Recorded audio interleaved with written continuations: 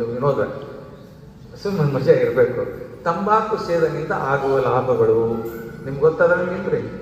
ಪ್ರಧಾನಿ ಅವ್ರು ಕೇಳಿ, ತಂಬಾಕು ಸೇದಿದ್ರೆ ಏನೇನು ಲಾಭ ಆಗ್ತಾವ ಅಂತ ಪೇಪರ್ ಬಂದಿದ್ರಿ.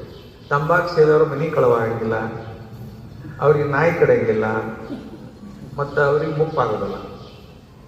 ಇದು ಇಬ್ಬರಿಗೆ ಶರಣ ಹೇಳ್ತಿದ್ದಾರೆ. ನಿಬೋಧಸ್ ಪ್ರವಚನ ಹೇಳಿ ಅವ್ರ ತಂದೆಯವರು ನೋಡ್ರಿ, ಮತ್ತೆ ಪ್ರಯೋಗ ಮಾಡ್ತೀರಿ ನೀವು. ಸ್ವಲ್ಪ ತಂಬಾಕು ಸೇದಿದ್ರೆ ಏನಾಗಿಲ್ರಿ, ಮನೆ ಕಳವಾಗಿಲ್ಲ, ನಾಯಿ ಕಡೆಯಂಗಿಲ್ಲ, ಮುಪ್ಪ ಬರಂಗಿಲ್ಲ.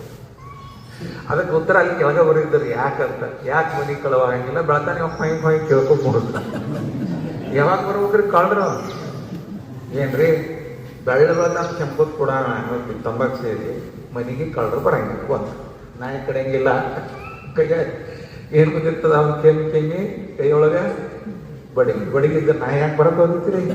ಅದಕ್ಕೆ ತಿಳಿಯಿಲ್ಲ. ಅವ್ನು ಶನಿ ಬರಂಗಿಲ್ಲ, ನಾಯಿ ಅವನಿಗೆ ಕಡೆ. ತಂಬಾಕು ಸೇದವ್ರಿಗೆ ನಾಯಿ ಕಡೆಯಂಗಿಲ್ಲ. ಮುಂದಿನ ಭಾಳ ಚಂದ, ಅವನಿಗೆ ಮುಪ್ಪು ಬರಂಗಿಲ್ಲ. ಯಾಕೆ ಹೇಳ್ರಿ? ಮುಪ್ಪು ಬರು ತನಕವ